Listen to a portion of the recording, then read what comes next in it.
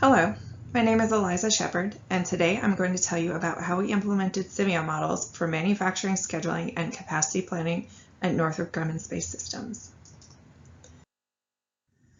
Some quick background about me. I work for Northrop Grumman in the space systems sector, and I'm currently the lead industrial engineer at our Space Park site.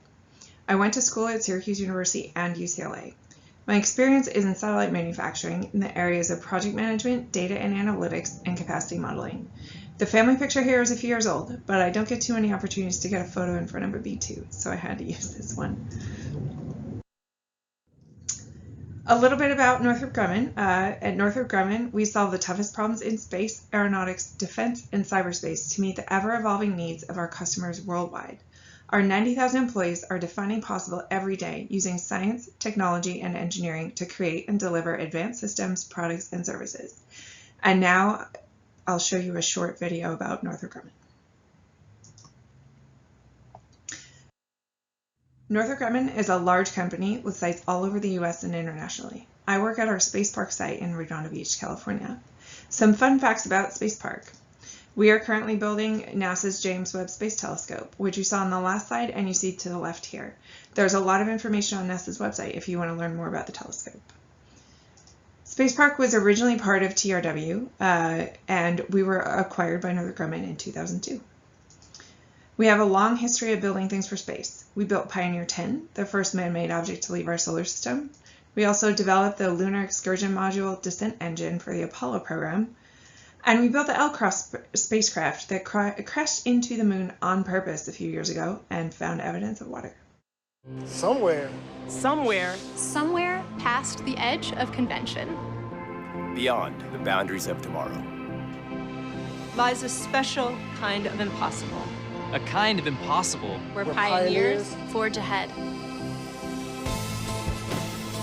Where no idea is too bold.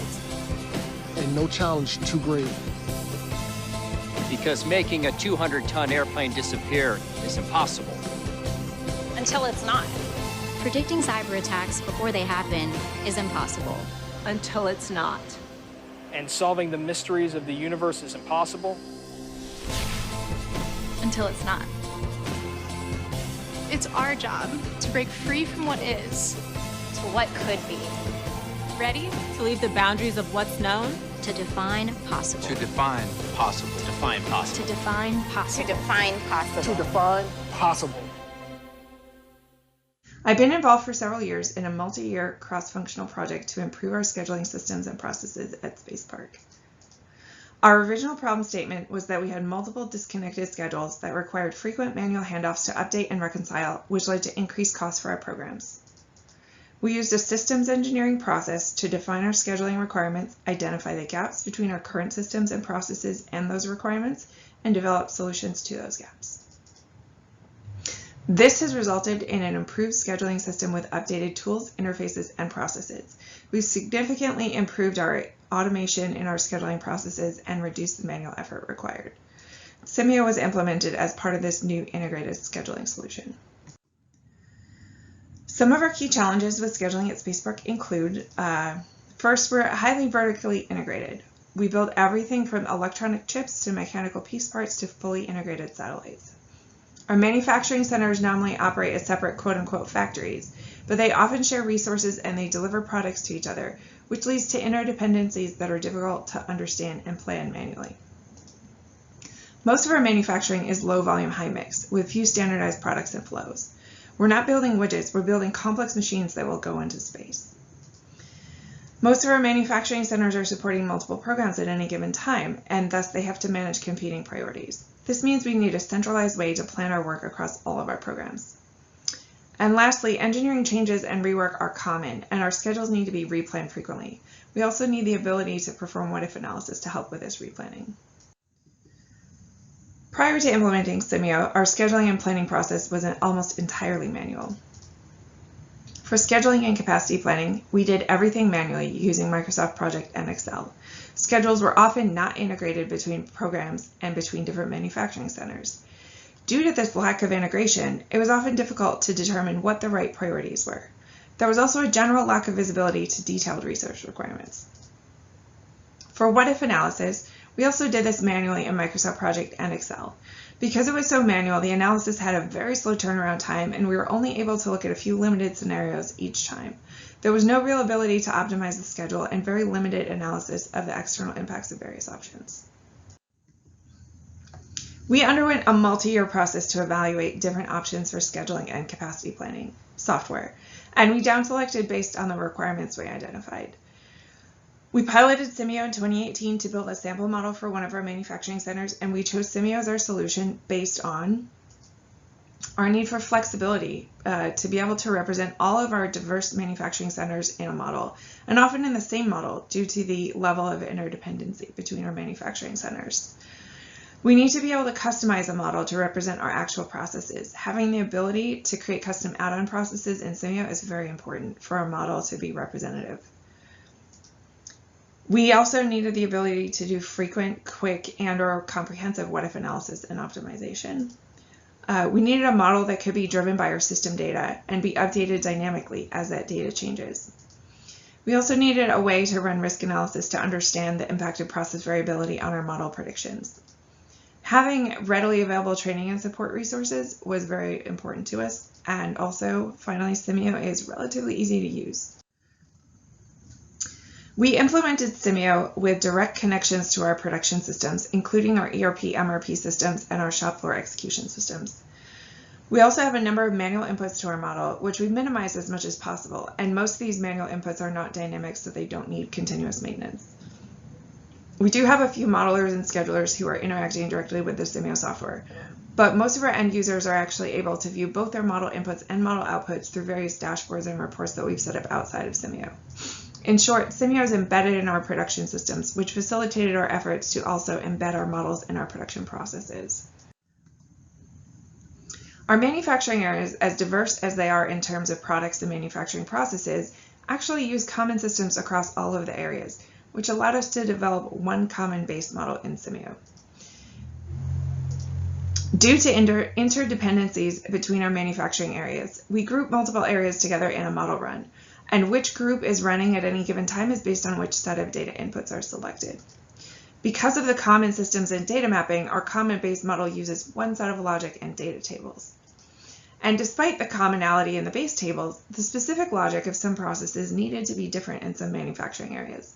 We were able to set up our model so that certain customized logic is turned on or off based on the data we input in the model, and it doesn't interfere with areas that don't use that particular feature. So, as I previously explained, we have a Simio production model that is directly connected to our production systems. We run the model on a schedule automatically multiple times per day, and these finite model results feed our dashboards and systems. We also have the ability to run what-if analysis using our production model. We do this manually on an as-needed basis, and we built our production model so that common what-if scenarios can be run relatively easily. Any decisions made based on this analysis need to be updated in our system so they can be included in the next scheduled model run. For example, if we run a what-if analysis to look at reprioritizing work, we then need to actually go tell the system that we're going to reprioritize that work. In addition, we also have separate ad hoc models that we use for what-if analysis and process or facility design. These may be based on a copy of the production model, or they may be a completely separate model. These models are developed manually on an as-needed basis, and the level of effort varies based on the complexity of the analysis. Here's a screenshot of our model facility view. We actually have the layouts for all of our different buildings in the picture background in our common base model, and you can see that only some of the buildings have resources because of the way the data inputs are filtered. To give a sense of the scale of our model, we have 31 data tables, most of which are highly customized. Across our multiple model versions that we run, we have around 1,000 servers, over 400 workers, and over 200,000 tasks that are being planned for one-year forecasts. Some of the key features of our model logic include we developed customized logic to group certain operations together across multiple orders so they can run together in a batch process for more efficient use of certain resources.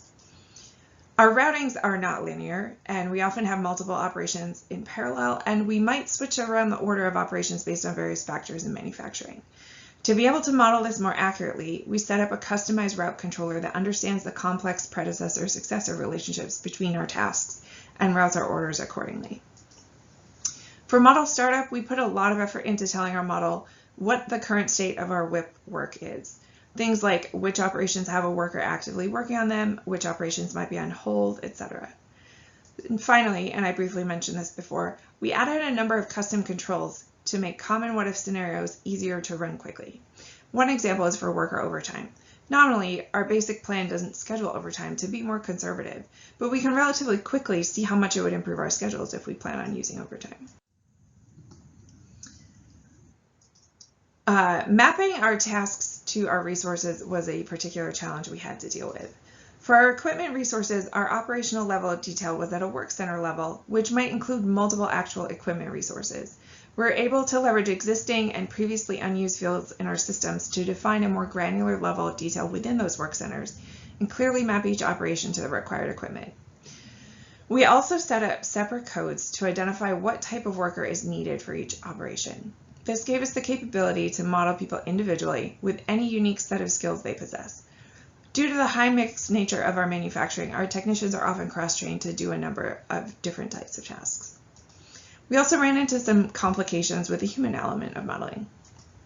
Data quality was a particular challenge, and we had to do a lot of coordination with various functions to make sure they're inputting accurate and complete data in our systems, which is a mix of new and existing data, while also trying to minimize the amount of added work for everyone. It's very much a challenge of changing people's mindset to focus on better upfront planning instead of manually managing every crisis on the back end. And lastly, getting everyone to understand that accurate modeling requires a continuous feedback loop has been another challenge.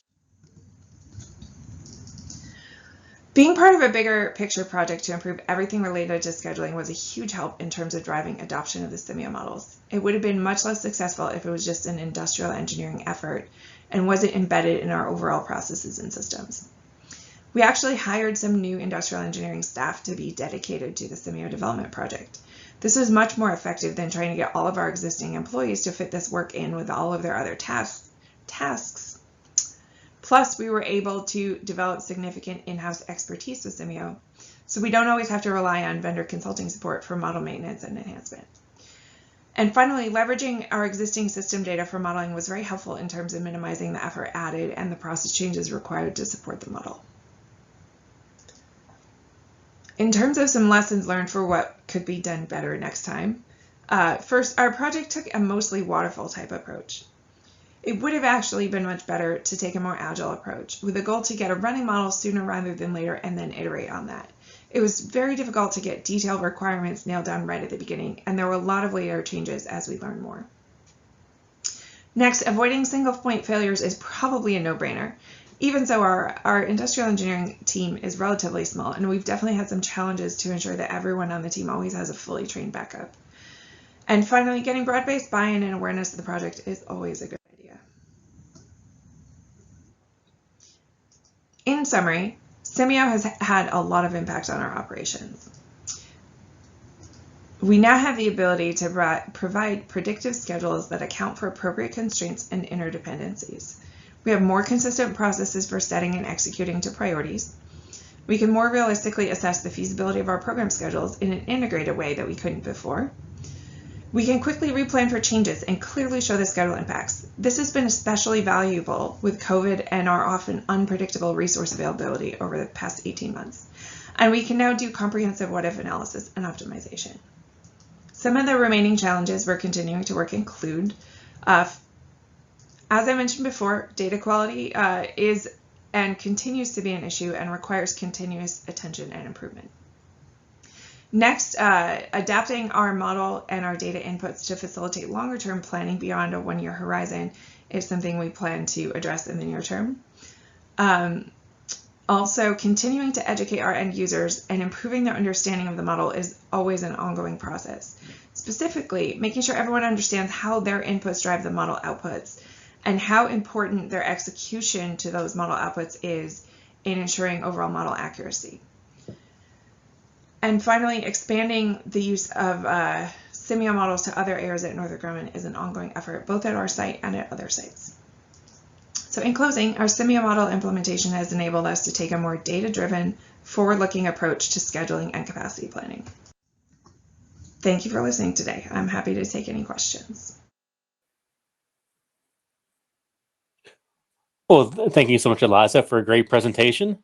We do have several questions from the audience, so if you don't mind, we'll take them now. Sure. The first question: what is the difference in time to create a plan from the manual method to creating a schedule using Simio? That's a great question. Our Simio model, I guess, depending on the time horizon we're looking at, runs, I don't know, on the order of a few minutes to maybe up to an hour if we're planning a full year for a whole bunch of stuff. So manually creating a schedule, I don't know, could be forever, really. I mean, it depends. People could spend a very, very long time, weeks or, months potentially, like tweaking and trying to line stuff up and things like that. So it's a huge benefit in terms of shorter time, and then you have more time to analyze that schedule and figure out how to make it better. Okay. So far, we've heard a theme throughout the presentation that data is a challenge everywhere. How do you explain the discrepancy between perceived data quality and actual data quality? What was your perceived data quality when you started? Perceived data quality definitely depends on who you ask. I will say one of the biggest challenges we had was that at least certain people thought their data was really good when we started, and we had to figure out how to kind of paint the picture for them so they could understand how good their data actually was and how that was impacting the model results. I guess one of the big things we've made a lot of progress on is getting better due dates on our orders. A lot of times the due dates were in the past and nobody had reforecasted that date. It is, anyway, people thought they were doing better at that than they were. And we've really worked on visibility to understand where things really stand and how to make it better. Here's another follow-up on a data question. Can you give us a concrete example of a data issue and how you solved it?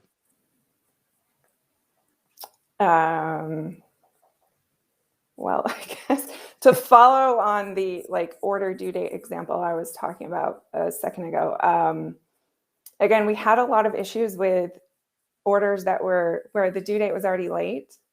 And some of that was just because the order had been released. We knew it wasn't going to finish on time and nobody updated the system. So a lot of that was kind of coordinating with people with, hey, we know you have provided a new forecast for this order. Can you also tell the system so our model knows?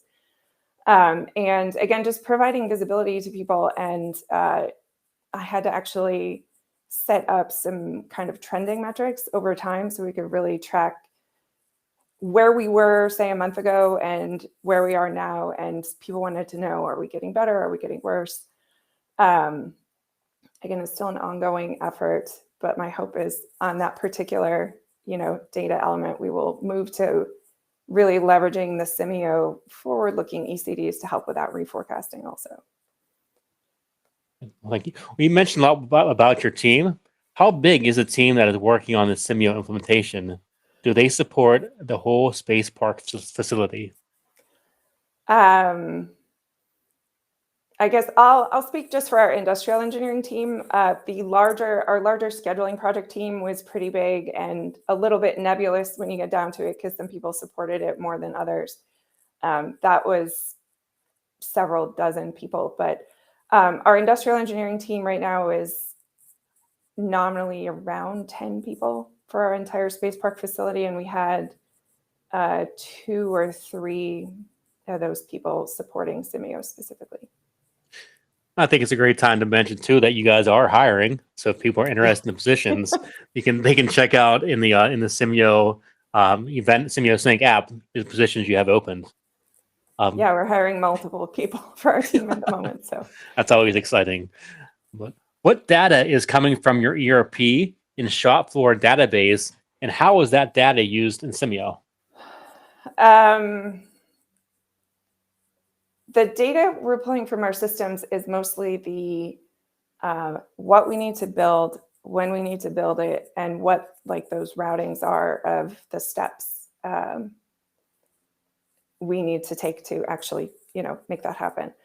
I mean, Simio is using that, it's kind of what Simio needs to make a model work, right? I mean, you need to know what you have to build, when you need to build it, how you need to build it. And the data we're putting in manually is mostly our resource data. So what resources we have available, what work schedules they have, things like that. And yeah, I mean, Simio is using our system data to essentially replan the whole schedule every time the model runs with whatever the latest is. Another question. How much time do your dedicated modelers spend on your main model? That's a good question. It depends. Is the answer to most things. So now that we're in more of a kind of model maintenance phase, our dedicated modelers are spending, I would say, less time actually, tweaking the model, making changes to the model, and more time actually working with, various groups to make sure we're getting good data into the model, make sure people are effectively using the model results, getting people to understand how the model works and how to make it useful. When we were doing our project to actually develop the model, they were spending far more time actually working with Simio, and working with Simio consulting support to develop the model, make changes, test and validate those changes and things like that. Thank you. A question around COVID-19. Do you feel that due to COVID-19, many companies are having issues with the suppliers that are affecting their supply chain? And what solutions do you feel could be put into place to mitigate these issues besides increasing safety stock? I feel like I'm not the best qualified person to answer this specific question. I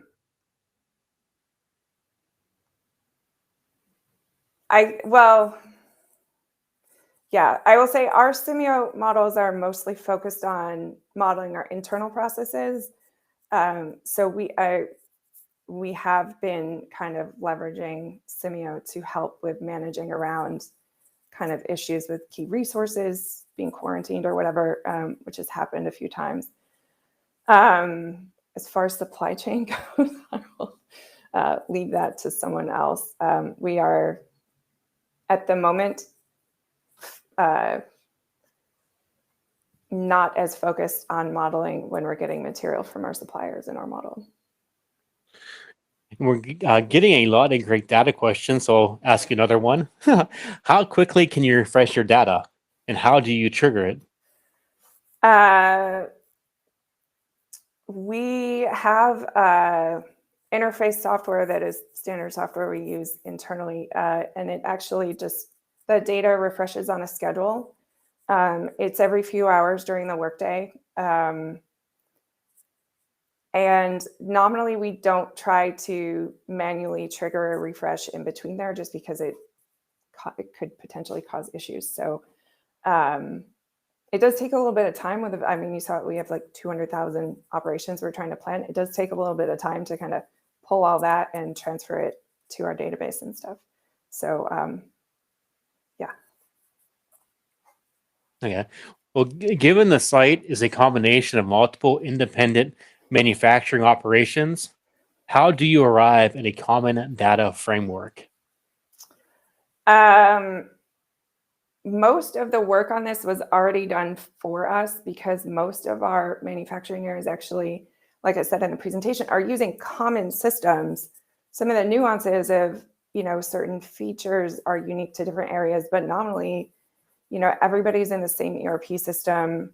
We have a couple of variations of MES systems, but kind of the systems do it for us. Talking a little bit about labor, can you talk more about the level of detail used for modeling labor? Do you model work crews or individual workers? I guess we can do both. We can model individual workers, and again, like I said in the presentation, if they're cross-trained, we can model their individual skill sets. Or if we want to just kind of approximate a group of identical workers for the model, we also have the ability to do that. Question about the experience using Simio. Can you describe your startup process for using Simio? How easy was it to model the difficult aspects of reality? Let's say the startup process. I mean, for the startup process, I don't know where we want to start. Again, we spent multiple years kind of working on general scheduling improvements, defining the requirements. You know, we spent a lot of effort to make sure that Simio was really the right tool for us. And then kind of once we got the models, you know, we were trying to make sure we had the models with all the good data and all that stuff ready, you know, from day one. But obviously things don't always work out that way. So it ended up a lot of like, we got a pretty good model and okay data, and then, you know, ran the model, and that gave people more visibility into, you know, where we need to fix the data. And then, you know, there was some iteration to make sure we're getting, say, a useful model result. And then we've spent the last year and a half or so since our models officially went live, you know, trying to work with people and really improve on that and improve the usage of it. And let's see, how easy was it to model the difficult aspects of reality? I would say not easy. I mean, so, well, and I guess this is going to be kind of common to probably any modeling effort, but I mean, the first thing is people have to be able to define a process or like a process deviation. You know, a lot of people are like, oh, but once in a blue moon, we get this situation and the nominal model won't understand it. But if they can't even define, you know, how they decide to do that process deviation, or, you know, where we would get data for the model to kind of tell it to do that, you know, it's kind of like we can't model that. So, I mean, if people can define it and the data exists, and, you know, we can incorporate into our model without breaking everything else, then, you know, it's not too bad. But the bigger challenges has been more often the upfront, like, can you even define this, or is it just however so-and-so feels today that determines how it works? All right. Yeah. Thanks. A question about you choosing Simio. Was there any pushback with changing the planning process to use the Simio model? If so, how were these overcame? There's always pushback when you're trying to change anything. I mean, like I said before, you know, being part of a bigger project that was driven by some kind of higher up managers saying, hey, we have to make our scheduling process more efficient. We have to become more proactive about things. We can't do everything manually and, you know, the expensive way just by having people, you know, do lots of spreadsheets or whatever. That helped. So having that kind of sponsorship and backing and, you know, push to really change things goes a long way. And I guess another big, another issue we run into is that some people resist getting, let's say, visibility on their data. You know, they prefer having just their own like pocket spreadsheet, and they get to completely control who gets that information and when. And that was definitely kind of a mindset shift of, hey, you know, we're going to use this system data. Everybody's going to see it. Everybody's going to work to the same data. Has been interesting. And again, having the management behind us was big on that. And in that sense, we've been kind of trying to communicate with people and work with people so they understand, like, people also feel like they're losing control. You know, if you're manually scheduling everything, you have infinite control over your schedule. I would argue that doesn't mean your schedule is realistic, but, you know, you can feel like you have control over it. And then with Simio, the model, we're trying to make it less of a black box for people without needing everybody to have, you know, detailed Simio training. But Understanding like what people do control in terms of model inputs and how to use the outputs has also been, I guess, kind of a key thing in our change management process. It's not easy, I'll say that. Well, following up a little bit with the data visualization, for something so large, it must generate an immense volume of data. How do you distribute and view the results? We are essentially staging all of our data on a separate database, all the input data for Simio and the output data. And then we've developed a bunch of dashboards using a very popular data visualization software that I won't name because they're not paying me to promote them. But anyway, I mean, we're using outside software to kind of connect to the output data and set up appropriate dashboards so people can see their results more easily. Right. So can you elaborate on the customized routing controller? I guess there are no details on that.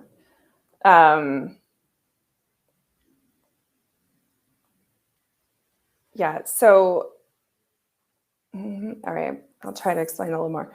Like I said before, our routings are not linear. We'll have things linked in kind of any order for lots of reasons. So essentially, we're feeding data from our MES system to Simio to tell Simio what those predecessor-successor relationships are between tasks. And then our routing controller kind of understands for any given task, are all the predecessors done? Obviously, that's kind of key before something is available to be routed. And then if there are multiple operations that can be done in parallel, usually our routing controller, we have some nuances to it, but I won't get into that. The routing controller will look at all the operations that are available to work on that order and schedule the one where the resources are available first, which should be overall making our schedule a little more efficient rather than having everything wait for the bottleneck when you could be doing a different operation. A little bit about the variability. How do you apply variability to your system inputs to make the use of the risk analysis? I will say this is one aspect where it's kind of on my mental to-do list to get better at this. Right now, mostly we apply variability in our processing times. So our risk analysis, because we know that our estimate of our processing times is only accurate within plus or minus whatever percent. So the risk analysis we run right now is mostly just using those variable processing times to see, what our risk is if an operation takes significantly longer or shorter than expected. I do have plans to apply that variability in more places to get us an even more kind of useful picture of the risk analysis, but we're not there yet. Yeah. With your modeling approach, you mentioned an agile model development approach as opposed to waterfall. Can you elaborate on what agile looks like with model development? It's a good question. This is not how we did it. So I will estimate what I think it should look like. I mean, for our model, for any model, really, there's some kind of minimum critical mass of like data and model logic you need to get it to run. We would have been better off to kind of like define what is that kind of minimum, we need to define the structure ahead of time or we can't change it later. And, we need some minimum amount of data, get a model running and again, like define additional requirements in more of like an agile sprint kind of rhythm instead of, again, we tried to define all our requirements up front, do all our development up front. And then when we actually got things running, it was like, oh, wait, that's not actually how that works. We need to go change things. So, yeah, I hope that helps. So another question about, since you started using Simio, have you made any system design changes since implementing Simio? If so, how did it help? I guess I don't get clarification on any of the questions, so I'll assume. For our model itself, we are continuously kind of tweaking that and enhancing it to get even better than it is in terms of understanding some of the more nuanced, processing logic we have. And for our actual systems, we did actually make some changes to our systems to facilitate Simio. Specifically, one of the big changes we made was in terms of, like I said, mapping our resources to specific operations. And that was a system change that we made and was actually really key in being able to actually map those resources within our model. We are, I guess, continually looking for, where there are other opportunities to improve things. So, if we can build something in one of our regular systems that makes it easier for people to put in good data, we're, again, constantly looking for opportunities to do that. Some of them are easier than others. But it does help, the more we can build the systems to make people's jobs easier and, again, facilitate good data instead of bad data, the easier that is. So we have a question about you hiring new staff for your project. You mentioned hiring out new staff for your project. How do you get them up to speed with Simio? We initially had them do the Simio classroom training. This is all pre-COVID. So, and also actually now there's much more comprehensive online training available than there used to be. So doing the basic software training was kind of the first step. And then for the people we hired for our project, it was a little different because they were kind of embedded in the development of the model. And so, they worked very closely with both our internal, like manufacturing area representatives to understand their processes and all that stuff, and very closely with our Simio consulting support to kind of understand and work closely on getting those model updates and features added. For new people we've brought on board since then, it's been also, they do the basic vendor training and some kind of targeted on-the-job training to get up to speed on our specific model, because our model, I will say the basic software training does not actually qualify you to understand our manufacturing model because we have a lot of customization on it. So there's significant kind of on-the-job just learning at this point. But before I want to get to my final question that we have, I just want to remind everyone that Eliza, along with colleagues from Bayer and Colgate, will actually have a roundtable discussion tomorrow more about digital transformation, which this kind of segues into my last question for you. What advice would you give those considering the Simio digital twin solution?